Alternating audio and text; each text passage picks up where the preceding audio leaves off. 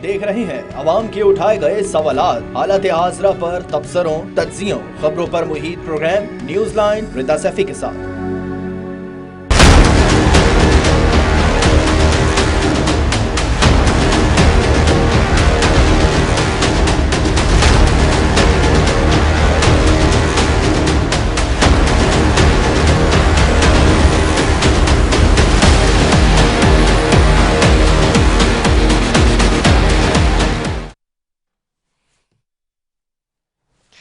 अस्सलाम वालेकुम, मैं हूं रिदा सैफी। नाज़रीन, बड़ा ही दिलचस्प मामला है इस वक्त मुल्क की सियासत के अंदर और सूरत हाल इंतहाई दिलचस्प है। दिलचस्प इसलिए भी है कि एक दफा होता ये है कि एक पहले कहानी सुनाती हूँ, उसके बाद इस पर जाते हैं कि जब लोग कहते हैं ना कि नहीं जी हम तो किसी चीज से नहीं डरते, हम तो देख लेंगे तुम्हें, और इस तरह की जब लड़ाइयाँ होती है तो उसमें कहा जाता है मैं कल अपने अब्बू को लेकर आऊंगा, दूसरा फरीक कहता है मैं अपने अब्बू को कल लेकर आऊंगा।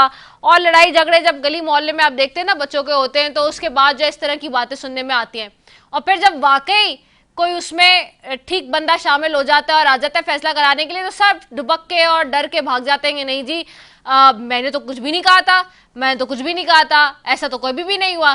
तो कहानी कुछ इसी तरह से हुई, बड़ी इंटरेस्टिंग, कि जब चीफ जस्टिस ने जो मामला है ख़ास तौर पे सुप्रीम कोर्ट का पंजाब में इंतखाबात कराने के हवाले से और केपी में जब इसके ऊपर अपना फैसला सुनाना शुरू किया और फैसले का वक्त करीब करीब आया, तो हुकूमती हलकों में से और ख़ास बिलखसूस अभी थोड़ी देर पहले भी आए हुए थे नवाज शरीफ साहब ने कहा कि बाइकआउट करते हैं। सुप्रीम कोर्ट ने कहा कि ठीक है आप बाइकआउट करते हैं, अच्छा बुला लिया, पूछा कि हाँ जी किसने बाइकआउट का कहा, तो कहा गया कि जी एलामिया जारी किया बाकायदा। तो हुकूमत के जो मिनिस्टर हैं, वजीर कानून है, उन्होंने भी कहा, बाकी सब ने, वजीर आजम ने भी कहा नहीं हमने तो नहीं कहा बिल्कुल भी कि बाइकआउट के हैं। उस वक्त सब जो है वो बिलों में छुप गए और कोर्ट में जाके कहते हैं कि नहीं हम में से तो किसी ने भी नहीं कहा। उसके बाद जब फैसला अब फिर आ गया तो अब फिर मुस्तरद कर रहे हैं, बाइकआउट कर रहे हैं वो भाई जब आपसे चीफ जस्टिस पूछते हैं, जब आपसे आला अदलिया पूछती है कि आप बाइकआउट करना चाह रहे हैं, मुस्तरद करना चाह रहे हैं, तो आ जाए सामने बता दें, तो उस वक्त तो आप डर के मारे बिलों में छुप जाते हैं। और फिर उसके बाद जब फैसला आ जाता है और जब बताया जाता है, फिर आप कहते हैं पीछे मीडिया पे आप खूब अपनी कहानियां जो है वो कह के कहते हैं कि नहीं जी हम तो बड़े सुपीरियर हैं और हम फैसलों को मुस्तरद करते हैं। तो ये इस तरह की कहानियां चल रही है जी। ये कहानी सुनाने का मकसद यही था कि अब आप समझ गए होंगे कि सुप्रीम कोर्ट के हालिया जो इंतखाबात के हवाले से 14 मई को कराने का हुक्म आया और इंतखाबात मुलतवी करने का इलेक्शन कमीशन के फैसले को कलअदम करार दिया गया है, इसके तनाजुर में है। ये बड़ी अदालत का बड़ा फैसला है नाज़रीन, और ये फैसला मैंने आज तमाम टीवी चैनल्स पे जब मैं बीपर दे रही थी इस मामले पे, तो मैं ये बात कर रही थी कि जी ये फैसला अदालत की हिस्ट्री में एक नई तारीख रकम करेगा। उसकी वजह यह है कि आज से पहले अदालतों को इस बात पर कोसा जाता था कि जी अदालतें अपना फैसला अच्छा नहीं देती, अदालतें फैसले जो है वो गलत देती हैं, जिसकी मिसाल आज का दिन है, यानी कि 4 अप्रैल के हवाले से आज भी पीपल्स पार्टी लाड़काना में खड़े होकर तस्वीर बहा रही है कि जी जुडिशल किलिंग हुआ, जुल्फ़िकार अली भुट्टो को मार दिया, अदालतों के गलत फैसले आ गए, अदालतों ने जुल्म कर दिया, हाय हाय कर दिया। तो भाई आज के मौजूदा दौर में जब एक साबिक वजीर आजम आपको ये कह रहा है कि उसकी जान को खतरा है और वो ये कह रहा है कि इलेक्शन कराओ, जमहूरियत की बालादस्ती को यकीन बनाओ, आइन की बालादस्ती को यकीन बनाओ, तो आप कह रहे हैं मैं ना मानूं, तो फिर उस वक्त कैसे सही बात थी और आज कैसे गलत हो सकती है, और अगर आज सही है तो फिर उस वक्त कैसे गलत हो सकती है, ये बहुत बड़ा सवाल है।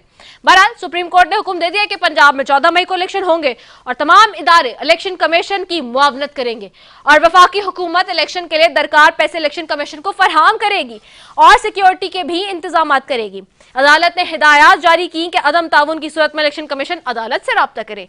सुप्रीम कोर्ट से फैसला आने के बाद सुप्रीम कोर्ट के बाहर मीडिया से बात करते हुए तहरीक इंसाफ के वकील का कहना था कि इस केस में इससे ज्यादा वाज़ेह और इससे ज्यादा आईनी फैसला नहीं हो सकता। क्या कहा अली जफर साहब ने, आइए सुनते हैं। के लिए इलेक्शन कमीशन ऑफ पाकिस्तान को एक खास डेट के अंदर अंदर सारी जो फैसिलिटी है फराहम की जाए।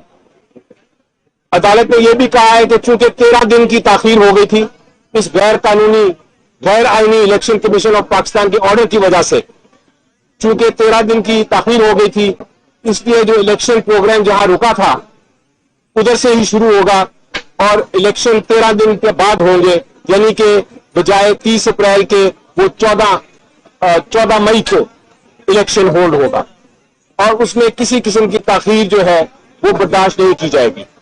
इससे क्लियर, इससे कॉन्स्टिट्यूशनली क्लियर फैसला नहीं हो सकता। लेकिन बयानात से वाज़ेह है कि हुकूमत को इलेक्शन से मुतालिक अदालती फैसले का अंदाजा था और सुप्रीम कोर्ट का फैसला आने के बाद हुकूमत की जानिब से सुप्रीम कोर्ट पर तुंद और तेज बयानात का सिलसिला शुरू हो चुका है। वफाकी वजीर कानून ने एक प्रेस कॉन्फ्रेंस में कहा कि हमने पहले भी अदालत से दरख्वास्त की थी कि फुल बेंच तश्कील दिया जाए, वरना मौजूदा हालात में अगर फैसला आता है तो इस फैसले पर किसी को एतमाद नहीं होगा बल्कि हालात को मजीद संगीन करने का बाइस होगा। क्या कह रहे थे, आइए सुनते हैं उनकी भी। सिर्फ इंसाफ होना नहीं चाहिए, इंसाफ होता नजर आना चाहिए। 3 मेंबर का मौजूदा बेंच जो है, इन हालात में जब सुप्रीम कोर्ट के अंदर से भी जो है वो मुअज़्ज़ज़ जजेस ने जो है वो आवाज़ उठाई है और 4 जजेस ने जो है वो इस सो मोटो नोटिस को खारिज किया। आजम नजीर तारर का शॉट लगाओ बेटा, आजम नजीर तारर का शॉट लगाओ।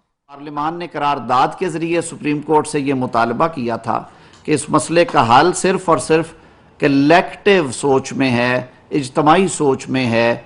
इदारे को एक पेज पे हो के ये केस एक अदालत में बैठ के सुप्रीम कोर्ट को ये केस सुनना चाहिए और उस केस का फैसला तमाम फरीकैन जो हैं वो मानेंगे। लेकिन अगर अक्सरियत के फैसले पे 4 जज साहबान के फैसले को रद्द करते हुए 3 रुकनी बेंच फैसला जारी करेगा तो इस फैसले पे ना किसी को इत्मीनान होगा, ना किसी को एतमाद होगा और ये मामलात को और ज्यादा संगीन करने का बायस बनेगा। दूसरी जानिब वफाकी काबीना ने सुप्रीम कोर्ट के फैसले को मुस्तरद कर दिया है। यूं तो हुकूमत बारहा सुप्रीम कोर्ट के बेंच के हवाले से अपने तहफ़्फ़ुज़ात का इजहार कर चुकी थी और आज भी इस फैसले से एक प्रेस कॉन्फ्रेंस में राना सनाउल्लाह का कहना था कि अगर 3 जजेस का बेंच फैसला करेगा तो ये इंसाफ नहीं होगा, ना इंसाफ होता नजर आ रहा है। राना सनाउल्लाह ने क्या कहा, अब लगाइए वो शॉट जी। सिर्फ इंसाफ होना नहीं चाहिए, इंसाफ होता नजर आना चाहिए। 3 मेंबर का मौजूदा बेंच जो है, इन हालात में जब सुप्रीम कोर्ट के अंदर से भी जो है वो मुअज़्ज़ज़ जजेस ने जो है वो आवाज़ उठाई है और 4 जजेस ने जो है वो इस सो मोटो नोटिस को खारिज किया है। ऐसी सूरत में अगर ये फैसला होता है तो ये इंसाफ ना इंसाफ होगा, ना इंसाफ होता नजर आएगा। दूसरी जानिब साबिक वज़ीर-ए-आज़म नवाज शरीफ फिर कह रहे हैं 3 जजेस के खिलाफ सुप्रीम जुडिशल काउंसिल में रेफरेंस दायर करना चाहिए। आपकी हुकूमत है, कर दीजिए, कह क्यों रहे? सवाल ये उठता है। दूसरा ये कि वफाकी काबीना सुप्रीम कोर्ट के इलेक्शन में फैसले को मुस्तरद कर दिया। अब मुस्तरद किया है तो इतना दम भी होना चाहिए कि कल जब चीफ जस्टिस बुलाएं तो वहां जाके बताएं कि इस मुस्तरद करने में कौन कौन शामिल है और कौन कौन मुस्तरद कर रहा है। ये ना करें कि वहां जाके फिर भी बिल्ली बन जाए और कहें हमें तो नहीं पता किसने मुस्तरद किया, ये तो मीडिया चलाता है। मीडिया वही खबर चलाता है जो आप बताते हैं। मीडिया को कोई शौक नहीं है उन खबरों को चलाने का जो आप नहीं बताते। आपकी अपनी काबीना के अंदर से ही ये खबरें बाहर आती हैं और आपके अपने स्पोक पर्सन ही मीडिया को ब्रीफ करते हैं और फीड करते हैं, ये हमेशा याद रखें। दूसरी जानिब जी, स्टेट बैंक ने शरह सूद 1% बढ़ा दी है मजीद, यानी कि कल डॉलर बढ़ा, आज शरह सूद बढ़ गई। अवामी मामले पे ये हुकूमत जीरो हो चुकी है। कोई एक मौका ऐसा नहीं है जहां पे नजर आए कि ये आवाम की मुंतखब नुमाइंदा हुकूमत है। ये सिर्फ और सिर्फ अपने गिर्द चलती फिरती हुकूमत है जो कि नजर आ रही है। दूसरी जानिब जी, पीपल्स पार्टी ने पंजाब के इंतखाबात में हिस्सा लेने का फैसला कर दिया। आज से 44 साल कबल जुल्फिकार अली भुट्टो जैसी बड़ी शख्सियत इस मुल्क को आइन देने वाले इस दुनिया से चले गए, लेकिन आज उनके नाम लेवा ही आइन को मुअत्तल करने और इमरजेंसी की बातें करते नजर आ रहे हैं। बड़े ही अफसोस के साथ कहना पड़ रहा है, कल्लड़ काना में बिलावल भुट्टो जरदारी ने भी मार्शल लॉ और इमरजेंसी लगाने का ख्याल जाहिर किया और आज अब से कबल अभी आपने देखा राना सनाउल्लाह ने भी यही बात दोहरा दी, यानी कि वो भुट्टो के नवासे जो जमहूरियत की बका के लिए लड़ने के लिए यहाँ पे तैयार होने चाहिए थे, अपने आइन को बचाने के लिए होने चाहिए थे, वो आज इमरजेंसी और मार्शल लॉ की बातें करते नजर आ रहे हैं। तो नजर आ रहा है कि जमहूरियत क्या है और कितनी रह गई है। समझ से बाहर है कि आइन और जमहूरियत का नाम लेने वाले सियासतदानों को अचानक इमरजेंसी की रट क्यों लग गई है। आज डॉलर जैसे कि मैंने बताया फिर ऊपर चला गया है, शरह सूद 20 से 21% हो गया। एशियन डेवलपमेंट बैंक के मुताबिक मुल्क में जीडीपी की शरह सिर्फ 6.0% से 6% पर आ चुकी है। लेकिन हुकूमत के पास मईशत की बेहतरी के लिए IMF के सिवा कोई चारा नहीं है और अब तक IMF ने हुकूमत को डू मोर से ज्यादा कुछ नहीं कहा है।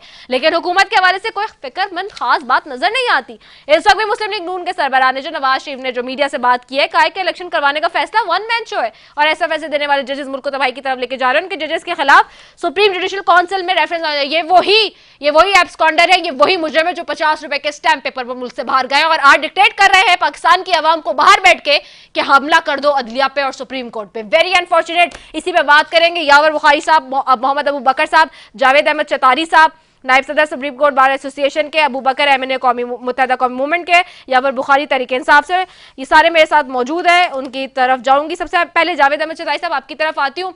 बहुत शुक्रिया आपका। सुप्रीम कोर्ट एक दफा फिर तनकीद का निशाना है और सुप्रीम कोर्ट ही नहीं बल्कि मौजूद चीफ जस्टिस भी इस वक्त जो है वो तनकीद का निशाना बन रहे हैं एक मरतबा फिर मुस्लिम लीग नून के हाथों। आप क्या कहते हैं? बिस्मिल्लाहिर्रहमानिर्रहीम।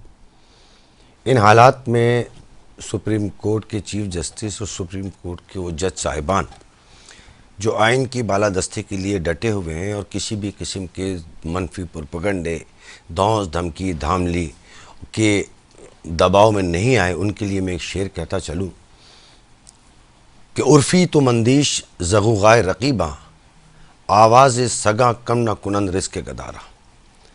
इन 3 दिनों में जो हाई क्रिएट की हुकूमत ने और कहा कि अवामी फ़ैसला नहीं होगा, अवाम नहीं मानेगी, अवामुन्नास नहीं मानेगी, ये बातें उनको ज़ेब देती हैं जो उनके अंदर अवाम के पास जाने का ख़ुद हौसला हो, अवाम के पास जाने का ख़ुद रास्ता हो। जिन लोगों ने अपने दरवाजे अपनी बंद गलियों में जाके बंद हो गए और अवामुन्नास से दूर हो गए, जिनको ये खौफ है कि हम अवामुन्नास के सामने नहीं जा सकते, वही लोग इलेक्शन की बातें आगे कर रहे थे, आइन आगे कर रहे थे कि 90 दिन से इलेक्शन की बात नहीं होगी, 8 अक्टूबर पर हो जाएगी। तो बात यह है कि ये जंग ना तो अदलिया की थी ना सियासी लोगों की थी, ये आइन और कानून की जंग थी। वकील हों या अदलिया हो या जजिस हों, इनकी या पार्लियामेंट हो, इनकी ज़िम्मेदारी आइन की पासदारी और आइन की हिफाजत है। जब एक बात 2 + 2 4 वाली बात क्लियर है कि 90 दिन में इलेक्शन होने हैं और 254 आर्टिकल 254 में ये बात लिखी है कि अगर कोई नागुज़ीर हालात हो जाए तो 19-20 हो सकता है, 10-12-15 दिन का।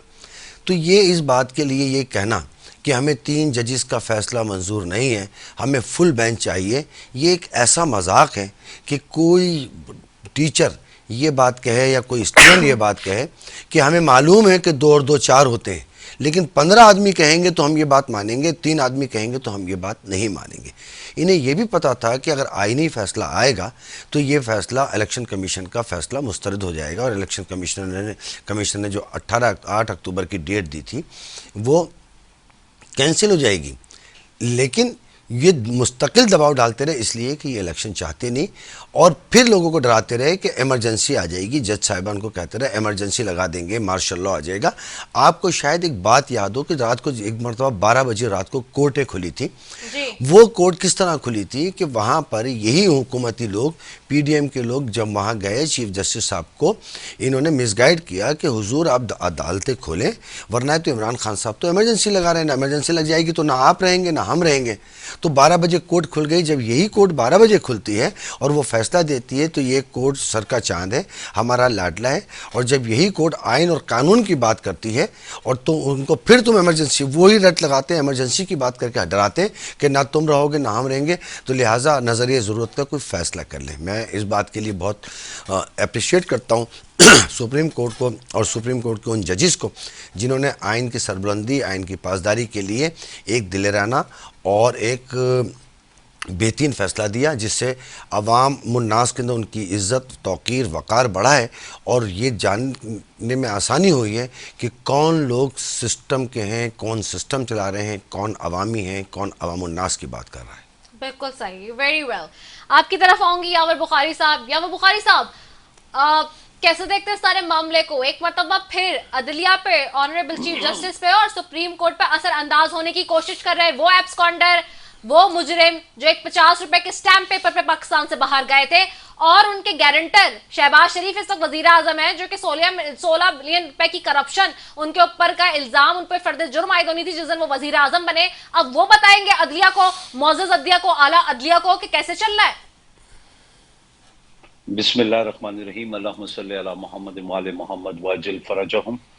मेरे भाई ने बड़ी खूबसूरत बात की। देखिए, सियासी पार्टीज सियासी नारे तो लगाती हैं, लेकिन मसला ये है कि सियासी पार्टी वो लोगों में ज़्यादा मकबूलियत हासिल करेगी जो जो जिसको कहते हैं ना कि जितने हमारी मखलूक पाकिस्तान है उनके दिल की आवाज़ बने। और बदकिस्मती हमारी ये है कि वो, जैसे मेरे भाई ने बात की कि यही अदलिया थी, 3 मेंबर बेंच था, कासिम सूरी के फैसले के खिलाफ खड़े हो गए। उस टाइम पे आइन की जीत थी, उस टाइम पे अदलिया की जीत थी, उस टाइम पे अवाम पाकिस्तान की जीत थी। आज वही है। देखिए, कानून ये कहता है, और मेरे भाई को पता है इस मामले में, कि अदलिया के अंदर ये मुदाखलत कर ही नहीं सकते। इनकी बदनीयती देखे, पिछले दिनों जो ये बिल लेके आए वो सू मोटो के ऊपर, वो आर्टिकल 70 ऑफ द कॉन्स्टिट्यूशन के तहत अगर आप स्केड्यूल 4 पढ़ें, उसके अंदर ये हर चीज की रूल्स ऑफ बिजनेस चेंज कर सकते हैं, अदलिया की नहीं कर सकते। सुप्रीम कोर्ट के अंदर मुदाखलत नहीं कर सकते ये लोग। जो इन लोगों ने कल रजिस्ट्रार का तबादला किया, वो चीफ जस्टिस का आईनी हक है, वो इनका है ही नहीं। एक आईनी इदारा है, इसके साथ खिलवाड़ कोई भी नहीं कर सकता। देखें, किसी के कहने पे जस्टिस फाइज ईसा के खिलाफ हमारी हुकूमत ने एक रेफरेंस दायर किया था, फिर वापस लिया, फिर खान साहब ने बोला नहीं ये गलत था, हमें गाइड गलत किया गया। ये गाइडेंस वाले जो होते हैं ना, ये अमूमन बड़ी गलती करते हैं। डॉक्टर और जस्टिस फाइज ईसा के खिलाफ तो जो हुआ वो तो हमारा हुकूमत से कोई ताल्लुक ही नहीं था, लेकिन हम लोग क्योंकि हुकूमत में थे और हमें ही आगे होना पड़ा, हम लोगों ने बहुत बड़ी गलती की। जो आज हुआ है, ये फैसला किसी और तरीके से हो ही नहीं सकता है। अगर किसी और तरीके से फैसला होता तो ये आइन शिकनी होती, आइन को तोड़ने वाली बात होती। तो ये नून का प्रॉब्लम ये है कि इन लोगों ने एक चीफ जस्टिस के खिलाफ उन अदालत के अंदर घुसे, जो वहां पे मारपीट हुई, जिस तरीके से जस्टिस साहिबान ने अपनी जान बचाई।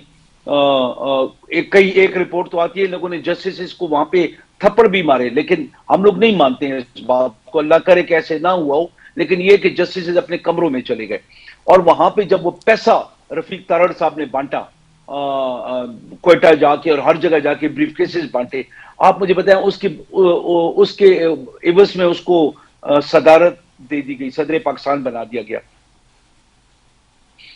ये लोग चाहते हैं कि जजों की, जैसे आप और मैं शॉपिंग करते हैं ना जाके अपनी जुराबों की और कपड़ों की, ये जजेस की शॉपिंग करने के आदी हैं। इनके मर्जी के जज हों, उनकी कीमतें इन लोगों ने तय की हों, और वो इनकी बोली बोले, इनके दिए हुए अहकामात पे फैसला दे। ये सुप्रीम कोर्ट ने जो आज किया है, ये दुनिया की नजर में से, अवाम पाकिस्तान की नजर में नहीं, दुनिया की नजर में अपने आप को सुरखरू किया है कि खुदा का शुक्र है कि हमारे सुप्रीम कोर्ट ने आइन की बालादस्ती रखी और अवाम नास का ख्याल रखा। अभी पिछले दिनों एक रिटायर्ड इंडियन चीफ जस्टिस ने आर्टिकल लिखा है, वो आर्टिकल पढ़े जरा, और जो उसने हमारी अदलिया के बारे में बातें की हैं वो पढ़ने से लायक रखती है, क्योंकि आज तक ये लोग कंट्रोल करते थे, बेंच ही अपनी मर्जी से बनवाते थे, ये जस्टिस को फोन करके अपनी मर्जी की हरकतें करते थे, इनको देखा देखी और लोग भी करते थे। तो वो जो निजाम था ना, उसका शिराजा बिखर गया। जब एक निजाम का शिराजा बिखर जाए, आप एक्सपेक्ट नहीं करते हैं कि वो बैठ के राइट, ठीक है, पाकिस्तान के हक में फैसले दें। वो अपने ऐसे मास्टर्स की बातें सुनते हैं। आज सुप्रीम कोर्ट ने जो काम किया वो कमाल किया है, और इंशाल्लाह ताला इससे जितने भी नजरिए जरूरत है, ये नून लीगी सोच है, उसके लिए तो मैं एक ही बात कहूंगा, इन्ना लिल्लाहि व इन्ना इलैहि राजिऊन। उनकी हर गंदी हरकत और उनकी सियासत को भी इंशाल्लाह। राइट। अब मोहम्मद अबू बकर की तरफ जाऊंगी। मोहम्मद अबू बकर साहब, आपको मेरी आवाज आ रही है? जी जी आ रही है। मोहम्मद अबू बकर साहब, बड़ा जबरदस्त आज आईनी फैसला, कानूनी फैसला दिया है ऑनरेबल चीफ जस्टिस ने, और तारीखी फैसला दिया है बहुत। आपकी पार्टी इसको कैसे देखती है? ऑफकोर्स आप तो हुकूमत का हिस्सा है, लेकिन हर पार्टी का अपना भी कोई फैसला और कोई नजरियात होती है। एमकेएम इसको कैसे देख रही है? जी देखें, हम तो ये समझते हैं कि जब ये बेंच तश्कील दिया गया था तो ये 9 जजेस पे था, उसके बाद 2 ने उसी वक्त शुरू में ही माजरत की, तो फिर ये 7 जजों पे मुश्तमिल रहा। 7 जजेस से फिर 2 कम होके 5, और 5 रुकनी बेंच जो है ये समाअत करता रहा। 5 जजेस हमारे इस केस को सुनते रहे। उसके बाद 5 जजेस में से फिर एक ने अपना इख्तिलाफी नोट लिखा और फिर वो अलहदा हो गए।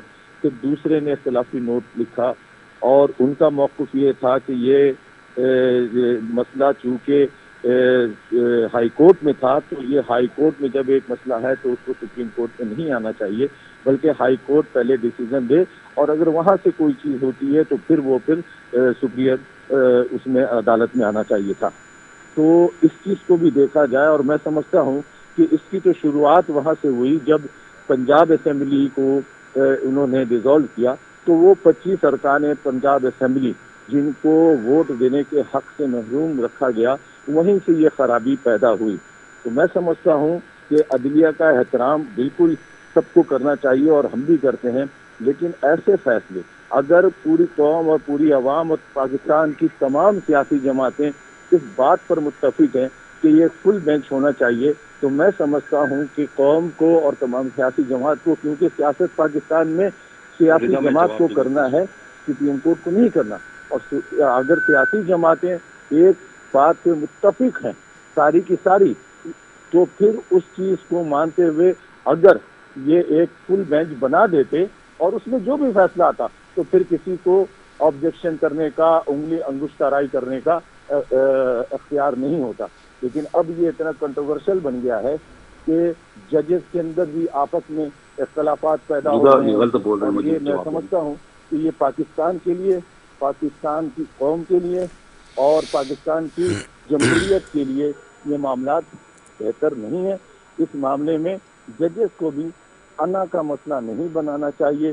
जो सियासी जमातें जो जिस पर मुत्तफिक हैं उन चीज़ों को भी ज़ेरे गौर ज़रूर लाना चाहिए था। अबू बकर साहब की आवाज़ चली गई है, मुझे बिल्कुल उनकी आवाज़ नहीं आ रही है।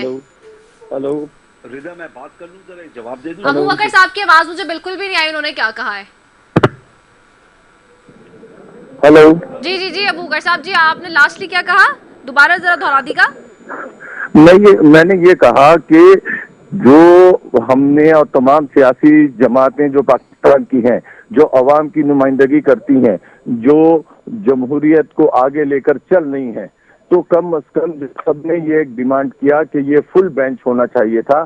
तो इस बात को नजरअंदाज नहीं करना चाहिए था ताकि किसी को भी कुछ कहने का मौका नहीं मिलता। ओके जी, यामिन बुखारी साहब आप कुछ कह रहे हैं? हाँ, मैं ये क्विकली, लेकिन जी बिल्कुल अबू बकर साहब बिल्कुल गलत बात कर रहे हैं। ये अपनी वो जात की बात करते हैं, अपनी अना की बात करते हैं। 13 पार्टियां 30% नहीं है इस टाइम पे। पीटीआई जो भी गैलप का सर्वे हुआ है, किसी का सर्वे हुआ है, 70% से ऊपर है पाकिस्तान में पीटीआई। तो ये बात करना कि अक्सरियती पार्टी तो आपकी वो है कि जिनने सुप्रीम कोर्ट पे हमला किया। अक्सरियती पार्टी तो आपकी वो है कि जिनने आइन शिकनी की। आप लोग कैसी बातें कर रहे हैं अबू बकर भाई? मतलब आप तो एमक्यूएम में, आप तो पढ़े लिखे लोग हैं यार। हम आपकी इज्जत करते हैं, आप लोगों की कदर करते हैं कि आप पढ़े लिखे लोग हैं। आप ऐसे लोगों के पीछे कैसे चल सकते हैं जिनके पीछे आप ये बातें कर रहे हैं? फिर आपने बात की कि अवाम चाहती थी कि फुल बेंच बने। हमें कोई एतराज नहीं था फुल बेंच बनने में, लेकिन ये आपके कहने का आपको हक ही नहीं है ये कहने का। ये जब आप कहते हैं तो आप सुप्रीम कोर्ट की चीफ जस्टिस की, आप उसकी वो जो आप तौहीन कर रहे हैं ये बात करके, क्योंकि ये उसका प्रेरोगेटिव है, ये आपका नहीं है। ये हम लोग अवाम में बैठ के ये बातें करते हैं। अभी वक्त आ गया है। एनक्यूएम एक पढ़ी लिखी जमात है। अल्लाह पाक आप लोगों को जो आपकी तालीम है, जो आपकी तरबियत, अल्लाह पाक उसके मुताबिक आप लोगों को फैसले करने की तौफीक अता फरमाए। बिल्कुल आपने गलत बात की, नाजायज बात की, और आपने सुप्रीम कोर्ट के इस्तेहकाक को मजरूह किया ये बातें करके कि ऐसे होना चाहिए था। आप और मैं कुछ भी नहीं है अबू बकर भाई, नवाज शरीफ और मौलाना फजल रहमान कुछ नहीं है, इमरान खान कुछ नहीं है। ये है सुप्रीम कोर्ट की अपनी जुरिस्डिक्शन। खुदा का वास्ता है, अभी हम लोग अपनी पार्टियों से निकल के अपने इदारों की भी बातें करें, अपने स्टेट की बात करें। बहुत हो गया ना कि आप एमक्यूएम के लीडर्स के पीछे आप लगे रहे, पीटीआई के लीडर्स के पीछे मैं लगा रहा हूं, कोई नून के लीडर्स के पीछे लगा रहे। बात करें इदारों की मजबूती की, उनके इस्तेहकाम की, उनकी इज्जत कहीं कम ना हो, दुनिया में उनका वकार बुलंद हो। यही पाकिस्तान का वकार बुलंद होता है। आप लोग ये देखें कि जितने फैसले एक आए उस टाइम पे तो आप लोग कहते थे कि आइन की बालादस्ती हुई है। अभी आप वही बातें करते हैं कि अवाम का इस्तेहकाक। अवाम खुश है इस बात के ऊपर, आप जाके गलियों कूचों में पता तो करें।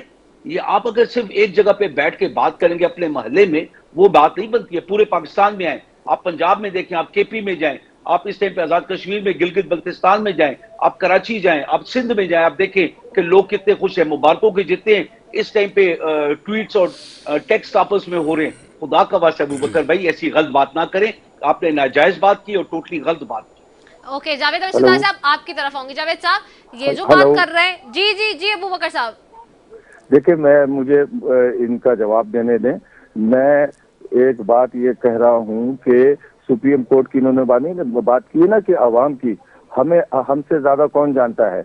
इसी सुप्रीम नहीं, मैं भी जानता हूँ जी, आप मुझसे ज्यादा नहीं जानते। एक सेकंड, ये सियासी लड़ाई चलेगी ना, मैं माहिर कानून की तरफ चली जाऊँ ना। मैं जावेद अहमद चटाई साहब की तरफ इसलिए जा रही हूँ। जावेद अहमद चटाई साहब नायब सदर है सुप्रीम कोर्ट बार एसोसिएशन के, बेहतर बता सकते हैं।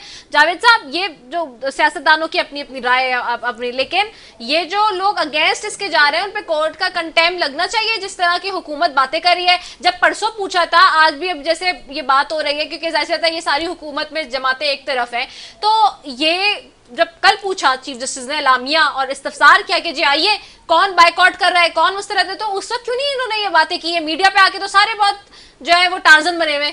देखिए जी, जब सुप्रीम कोर्ट में ये किस केस की प्रोसीडिंग हो रही थी जी, और चीफ जस्टिस साहब ने कहा कि आप लोग इसका केस का बायकाट कर रहे हैं, तो हमें बता दें। अटॉर्नी जनरल साहब ने भी, इरफान कादिर साहब ने भी और दीगर लोगों ने ये कहा हम बायकाट नहीं कर रहे हैं। उन्होंने कहा कि आपका एलामिया है, बोलेंगे नहीं ये झूठ है, ये अखबारी खबर है और मीडिया की खबर है।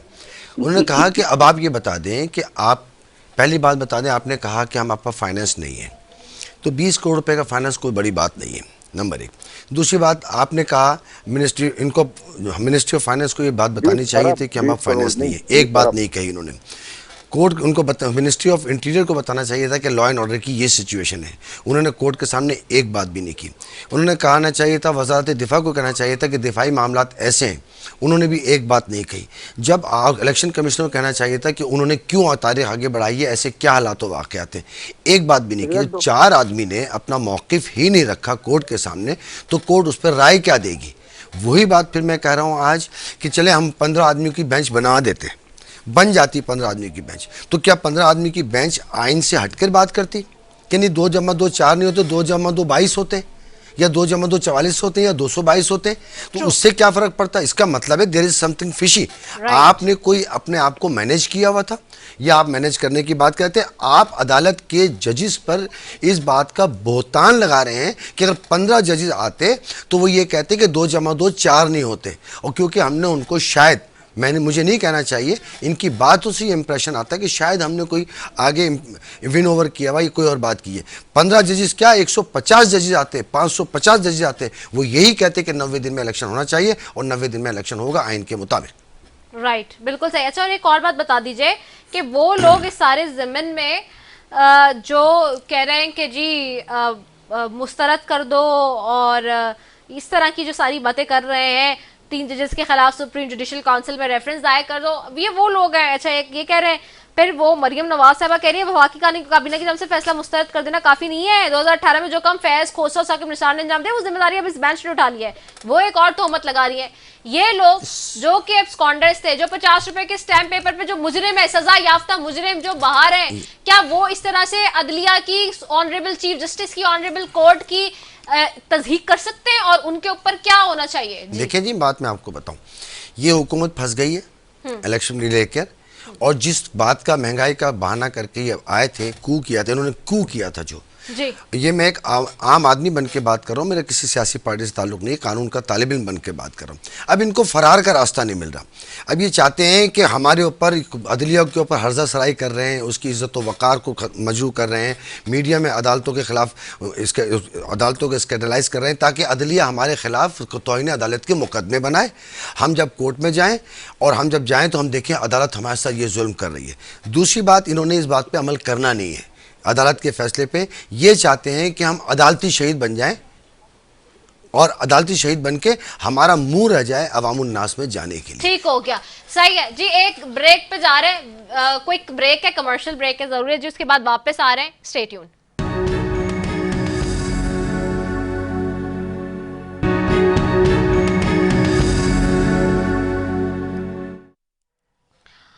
वेलकम बैक नाज़रीन। और जी एक तरफ तो ये सियासी मामला है और आईनी मामला, इसके ऊपर तो हमने बात की। दूसरी तरफ जी मईशत का मामला, मैंने अभी आगाज में जैसे कि बताया कि जी इस मुल्क में हालात ये हैं कि डॉलर फिर ऊपर चला गया है। हुकूमत ने शरह सूद 20 से 21% कर दिया है। एशियन डेवलपमेंट बैंक के मुताबिक मुल्क की GDP की शरह 6.7% से 0.6% पर आ चुकी है। और अभी भी झूठा और धोखेबाज बयानिया है कि जी अवाम किधर है, कोई प्रायोरिटी नहीं है। मुज़म्मिल असलम साहब से बात करेंगे, माहिर मैशत भी हैं और फॉर्मर जो है वो एडवाइजर भी रहे हैं इकोनॉमी के हवाले से। Thank you so very much Muzammil Aslam साहब for joining us. Muzammil Aslam साहब, कैसे देख रहे हैं हालात को माशी तौर पर? IMF काबू आ नहीं रहा और दोस्त ममालिक भी मुंह मोड़ के बैठे। हालात तो रिदा बहुत जैसे कहते हैं मुख्तलिफ हो चुके हैं और शायद पाकिस्तान में जो क़याम पाकिस्तान के वक्त हयात थे, मतलब उस वक्त से अगर अभी तक हयात है तो शायद उन्होंने भी इस तरह के हालात किसी भी वक्त नहीं देखे हों, चाहे 1971 का ज़माना भी हो।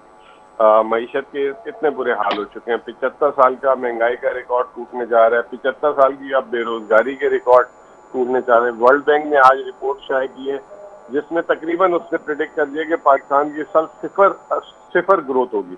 मैं तो समझ रहा हूँ मंफी होगी। वर्ल्ड बैंक आहिस्ता आहिस्ता आ रहा है पीछे, पहले 3% की आज सिफर कर दिए, ये मंफी 3 से 4% होगी। तो और अब आपने खुद बताया कि ज़र मुबादला के ज़खायर IMF काबू नहीं आ रहा, खसारा बेतहाशा 21% शरह सूद।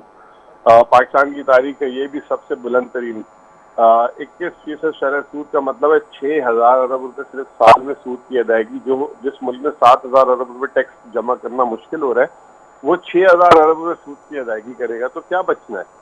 तो अब तो सूरत हाल ये है कि अगर 30 जून से पहले इलेक्शन ना हुए, मैं ये नेशनल इलेक्शन की बात कर रहा हूँ, पंजाब इलेक्शन का तो फैसला हो गया है, अगर ना हुए और नई हुकूमत नहीं आई तो IMF से अगला प्रोग्राम भी नहीं मिलेगा और पाकिस्तान को 5 जुलाई से प्रोग्राम मुल्क चलाने के लिए पैसे नहीं होंगे। तो एक बहुत ही शिद्दत आने वाली है हाल में, मजीद माशी शिद्दत है होगी जो बड़े बड़े इदारों को भी जो है ना हिला के रख देगी।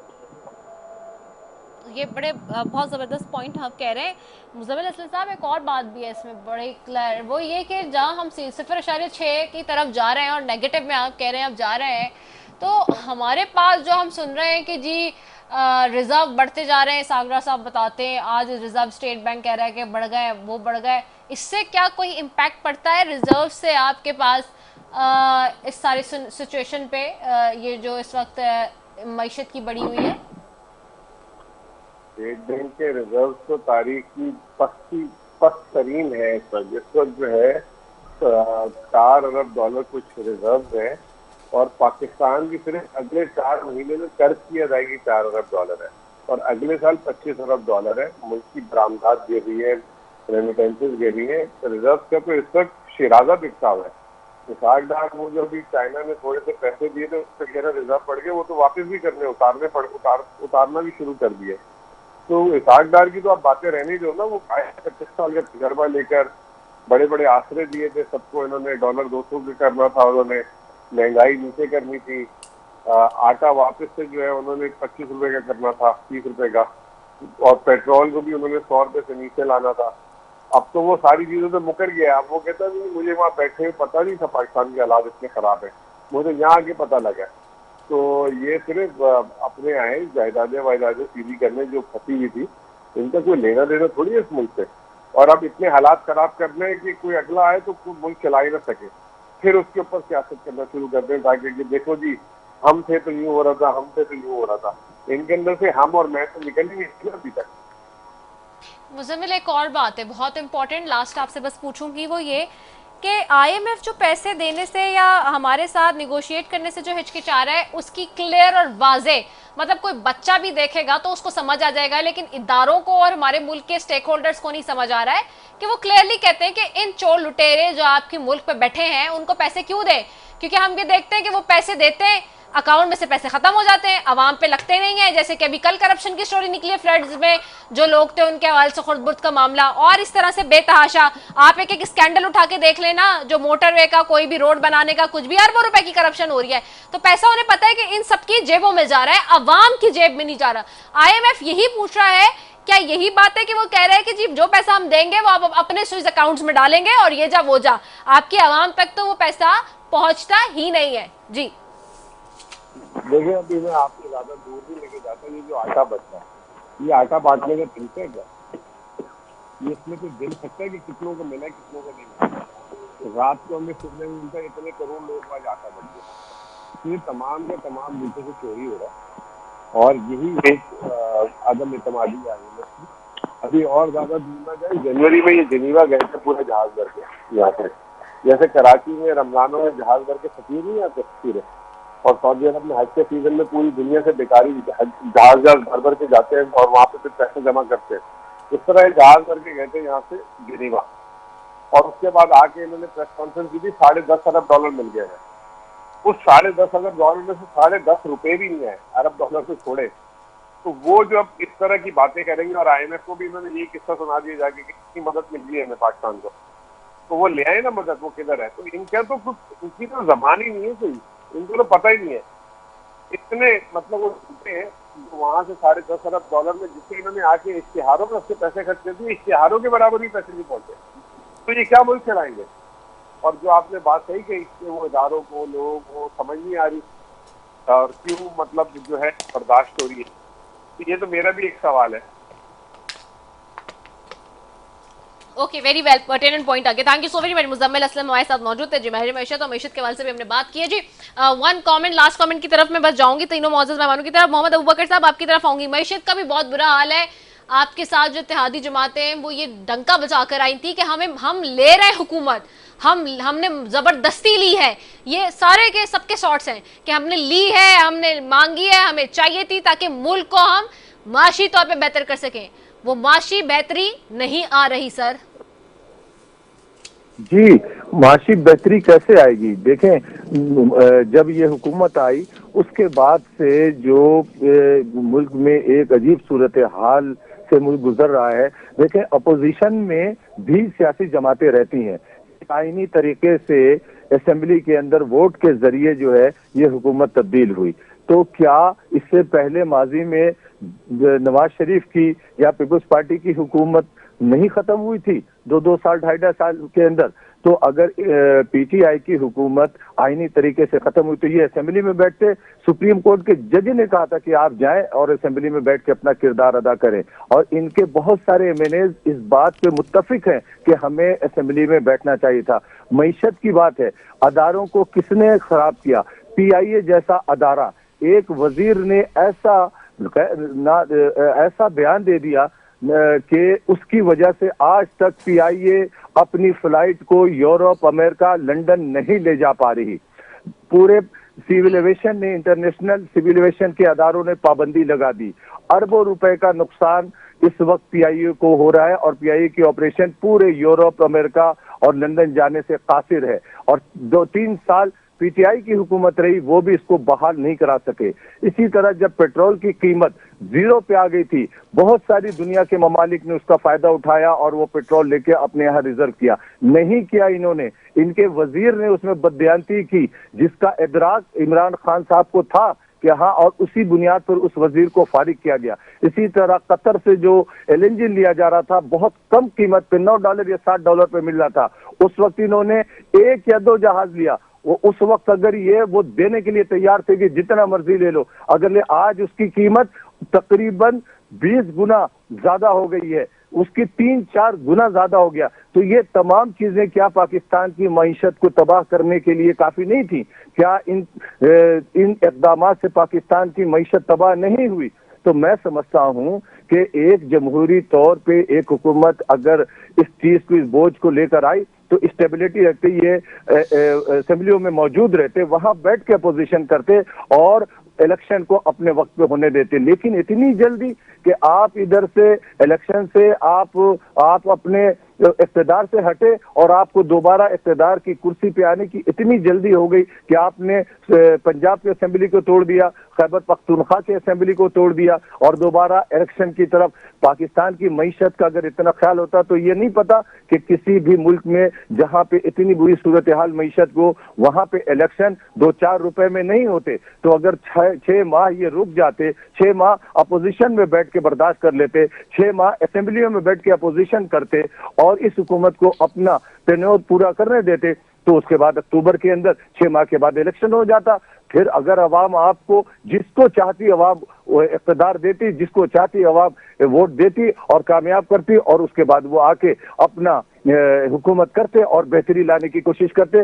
लेकिन ये जो पोलराइजेशन इस वक्त पैदा किया गया, ये जो एक अनार्की पैदा हुई, ये जो सड़कों पे आने का एक और धरना देने का एक स्टाइल अपनाया गया, हमने बाजी में देखा है कि इसी इस्लामाबाद में धरना किसने दिया था, कितने अरसे तक दिया था, पीटीवी पे कौन हमला आवर हो रहा था, वो तमाम चीजें रिकॉर्ड का हिस्सा। तो मैं समझता हूं कि for the sake of Pakistan को बेहतरी की तरफ ले जाने के लिए, पाकिस्तान को मईशत को बेहतर करने के लिए, पाकिस्तान की आवाम को इस बहरान से निकालने के लिए सबको बर्दाश्त करना पड़ेगा, तहम्मुल से काम लेना पड़ेगा। ऐसा इक़दाम ना किया जाए कि जिसकी वजह से फिर जमहूरी हुकूमतों को नुकसान पहुंचे। अफसोस ये कि ये उस पार्टी के रिप्रेजेंटेटिव बोल रहे हैं कि जिसने कराची की मईशत को तबाह किया, यरगमाल बनाया, बोरियों में लाशें दी, भत्ते की सियासत इन लोगों ने की, वो शख्स अभी उस पार्टी का रिप्रेजेंटेटिव बातें कर रहे हैं। ये वो हैं कि जिनको एक फोन आती है तो इधर वोट दे देते हैं, दूसरी फोन आती है तो उधर वोट दे देते हैं। ये इस चीज के मोहताज है। अभी बचा किसको रहे? उन फैसलों को कि जिनका ये हिस्सा थे, ये लोग हिस्सा थे, इन लोगों ने उसके अंदर पूरा अपना रोल प्ले किया और अपना शेयर लिया। एक बात वजारतों के अंदर। फिर दूसरी बात मुझे इनकी अफसोसनाक ये लगी कि ये अल्लाह माफ करे अंधे तो नहीं हो गए थे कि 6% हमारी मईशत बढ़ रही थी, 55 लाख नौकरियों के मौके पैदा किए गए, आपका एक्सपोर्ट $30 अरब था, आपकी फॉरेन रेमिटेंसेस $32 अरब थी, 5 बम्पर क्रॉप थे। अरे मेरे भाई अबू बकर, हंसते बसते घर को आप लोगों ने तबाह किया। ये आप लोगों ने जब अपनी वोट इधर से उधर की, ये आप भी जिम्मेदार हैं इस हंसते बसते घर को तबाह करने में। और माजी में कराची 14 सीटें आपने कराची लेने शुरू किए और कराची के बिजनेसमैनों को भगाया वहां से, या बांग्लादेश चले गए, या श्रीलंका चले गए, या लाहौर से ऊपर आ गए। आप लोग कैसी बातें कर रहे हैं? आप तो बात कर ही नहीं सकते, तो बात कर ही नहीं सकती है ना। आप लोग तो वो लोग हैं कि जिनने कराची रोशनियों के शहर में अपने लाशों के तोहफे दिए, अपने अंधेरों के तोहफे दिए। आप लोग कैसे बातें कर सकते हैं? हर डिक्टेटर के नीचे तो आप बैठ जाते हैं, फिर आप ऐलान करते रहे, लेकिन इम्प्लीमेंटेशन के जो कराची आपको इतना भारी मैंडेट देकर आपको ऐवान में भेजा, आपने उस शहर के साथ क्या हिसाब किया? आपने उस शहर के इस सारी सिचुएशन में अब अगर जुडिशल रेफरेंस की तरफ जाती है हुकूमत जो की बात कर रही है, तो फिर क्या होगा? देखिए, रिव्यू इनका हक है, किसी भी फैसले से अगर आदमी मुत्तफिक नहीं होता उसका जुडिशियल रिव्यू दाखिल कर सकता है, और जुडिशियल रिव्यू दाखिल करने के लिए वही जज सुनेंगे उस बात को। और फिर मैं बात करता हूँ, ये जुडिशियल रिव्यू में जाएं, किसी और चीज़ में जाएं, 15-20 दिन बाद अपील में जाएं या किसी चीज़ में जाएं, लेकिन ये बात अटल है कि इलेक्शन 90 दिन के अंदर होने हैं और आइन यही कहता है, और ये फिगर तब्दील नहीं होंगे। किसी के कहने से कुछ नहीं होता। मैं एक बात के साथ कह दूं, इस हुकूमत का वतीरा क्या रहा है और ये लोग क्या चाहते हैं, वो एक किते की शक्ल में कि यही अंदाज हुकूमत है तो कल का हाकिम एटमी तोप लिए तख्त पे बैठा होगा, जा बजा पाट कर लाशें ये बयां देगा, अमन होगा तो रियासत में इलेक्शन होगा। बिल्कुल, क्या बात है, जबरदस्त। नाज़रीन, इसी के साथ जी अपनी मेजबान सैफी को दीजिए इजाजत। पाकिस्तान जिंदाबाद।